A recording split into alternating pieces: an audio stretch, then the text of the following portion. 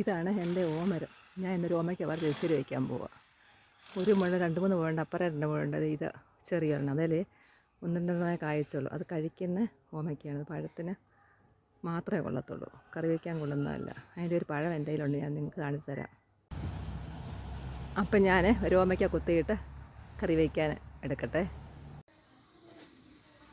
അപ്പം ഞാൻ ഒരു ഓമയ്ക്ക കുത്തിയിട്ടു.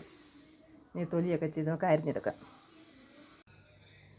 അപ്പോൾ ഓമയ്ക്ക് ഞാൻ തൊലിയും ചെത്തി ഇതിനകത്ത് അരിയൊക്കെ കളഞ്ഞെടുത്ത് കറി വയ്ക്കാൻ ഒരുവിധം ഇതുപോലുള്ള ചനച്ച ഓമയ്ക്കാണ് നല്ലത്. തീരെ പച്ചക്കറി ഇച്ചിരി പഴുക്കാറായ ഓമയ്ക്കാണ് എരിശ്ശേരി വയ്ക്കാൻ നല്ലത്. അപ്പം നമുക്കിത് അരിഞ്ഞെടുക്കാം. ഇപ്പം ചെറുതായി കീറിയെടുത്തിട്ട് നമുക്കിത് അരിയാം.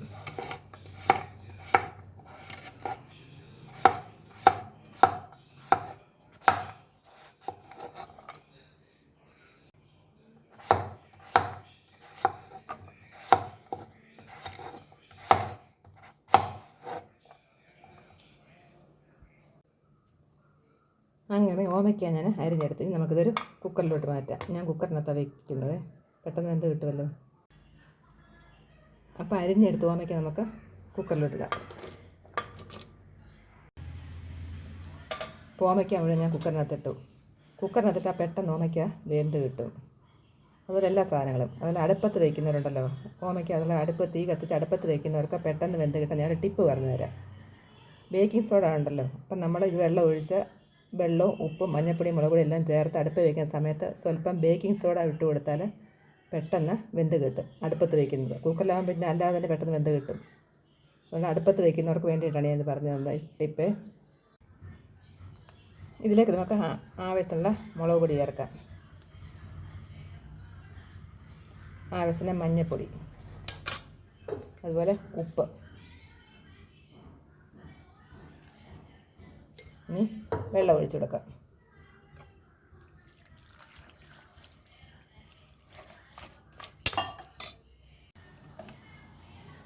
ഇത് നന്നായി ഇളക്കി ഒരുമിച്ച് നമുക്ക് കുക്കറടച്ച് ഗ്യാസ് വെച്ച് കൊടുക്കാം. ഞാനൊരു അളവൊന്നും പറഞ്ഞിട്ടില്ല കേട്ടോ. അളവൊക്കെ നിങ്ങളുടെ അളവിൽ നിങ്ങൾ ചെയ്ത്, നമ്മൾ ഓരോരുത്തർ എടുക്കുന്ന അളവ് ഓരോന്നുണ്ട്. അപ്പോൾ നമ്മുടെ ആ അളവിൻ്റെ അനുസരിച്ച് മുളക് പൊടിയും മഞ്ഞൾപ്പൊടിയൊക്കെ ചേർത്ത് ഉപയോഗിക്കുക. ഗ്യാസ് കത്തിച്ച് നമുക്ക് ഗ്യാസിൽ വെച്ച് കൊടുക്കാം. അപ്പോൾ ഇതിനെ വെന്ത് വരുമ്പോൾ നമുക്ക് അതിൻ്റെ അരപ്പ് റെഡിയാക്കാം. അപ്പം നമ്മുടെ എരിശ്ശേരിയുടെ അരപ്പ്, കുറച്ച് തേങ്ങ, സ്വല്പം ജീരകം, ചെറിയൊരു സ്പൂൺ ജീരകം, ഒരു 5-6 ചുള വെളുത്തുള്ളി, ഇതാണ് അതിൻ്റെ അരപ്പ്. ഇത് നമുക്ക് മിക്സിയിൽ ചേർത്തൊന്ന് അരച്ചെടുക്കാം. നമ്മുടെ ഓമയ്ക്ക വെന്തോ നമുക്ക് നോക്കാം. ഞാൻ ഇടയ്ക്ക് സ്റ്റൗ നിർത്തി, അതിന് 4 ഊത്ത് ഊതി കഴിഞ്ഞപ്പോൾ കുക്കർ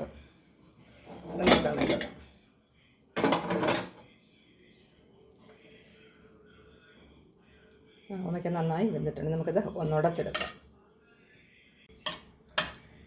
അപ്പം നമ്മുടെ ഓമയ്ക്ക നന്നായി ഇത് ഉടനെ ഇട്ടിട്ട് ഇനി നമുക്ക് ഇന്നത്തെ തേങ്ങ ചേർത്ത് കൊടുക്കാം. അപ്പം തേങ്ങ അരച്ചത് ചേർത്ത് കൊടുക്കാം.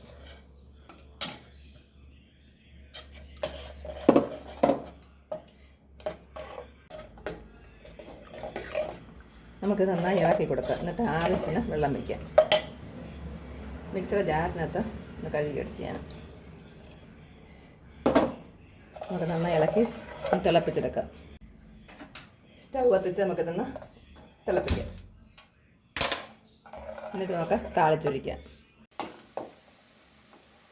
ഓമയ്ക്ക വേവിക്കുന്നവർക്ക് ഗ്യാസിൽ വെച്ച് കുക്കറിനകത്ത് വെച്ച് വേവിക്കുന്നവർക്കല്ല, അടുപ്പത്ത് വെച്ച് വേവിക്കുന്നവർക്ക് പെട്ടെന്ന് വേകാൻ വേണ്ടി ഞാൻ ടിപ്പ് പറഞ്ഞു തരാം. നമ്മൾ മഞ്ഞൾപ്പൊടി, മുളക് പൊടി, ഉപ്പൊക്കെ ഇട്ട് അടുപ്പ് വയ്ക്കുന്ന സമയത്ത് ചില ബേക്കിംഗ് സോഡ ചേർത്ത് കൊടുത്താൽ മതി, പെട്ടെന്ന് വെന്ത് കിട്ടും. ഒരുപാട് നേരം അടുപ്പ് ഇരിക്കാതെ തന്നെ വെന്ത് കിട്ടും. അങ്ങനെ വേവ് കൂടുതലുള്ള ഏത് സാധനത്തിനകത്ത് നമ്മൾ സ്വല്പം ബേക്കിംഗ് സോഡ ചേർത്ത് കൊടുത്താൽ മതി, പെട്ടെന്ന് അത് വെന്ത് കിട്ടും. നമ്മൾ എരിശ്ശേരിക്ക് നമുക്ക് താളിച്ച് വയ്ക്കാം. അതിനായിട്ട് എണ്ണ ഒഴിച്ച് കൊടുക്കാം. എണ്ണ ചൂടായി വരട്ടെ. എണ്ണ ചൂടായി നമുക്ക് കടുക് ഇട്ട് കൊടുക്കാം.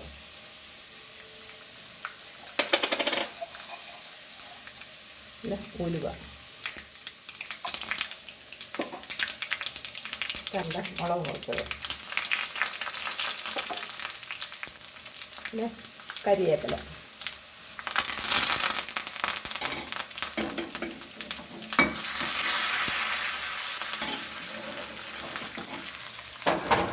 കൂട്ടിനകത്തോട്ട് ഒഴിച്ചു കൊടുക്കാം. സ്വല്പം ഉലുവാപ്പൊടിയും കൂടെ ചേർത്ത് കൊടുക്കാം.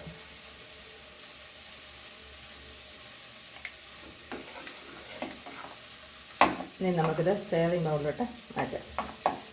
അങ്ങനെ ഓമയ്ക്ക ഇവിടെ റെഡിയായി. ഓമയ്ക്ക കടുവ് വറക്കുന്നതോട് തേങ്ങ ചിരണ്ടിയിട്ട് ഒരു ബ്രൗൺ കളർ വരെ മൂപ്പിച്ചിട്ട് അങ്ങനെ കടുവ് വറുത്ത് ഒഴിക്കുന്നത് നല്ലതാണ്. നമ്മൾ മത്തങ്ങ അരിശരിയൊക്കെ വയ്ക്കുന്നത് പോലെ.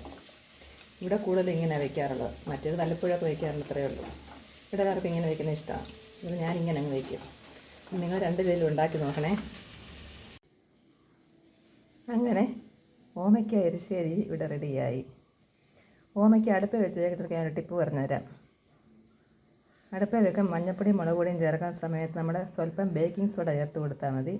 പെട്ടെന്ന് ഓമയ്ക്ക വെന്ത് കിട്ടും. അല്ലെ കുറേ നേരം അടുപ്പിൽ ഇരിക്കണം. അപ്പോൾ ഇതേ സ്വല്പം ഒരു ഞുള്ളി ചേർത്ത് കൊടുത്താൽ മതി, പെട്ടെന്ന് വെന്ത് കിട്ടും. അത് വേഗം താമസമുള്ള എന്തൊരു സാധനം തന്നതിന് ഇച്ചിരി ബേക്കിംഗ് സോഡ ഇട്ട് കൊടുത്താൽ മതി, പെട്ടെന്ന് വേവും.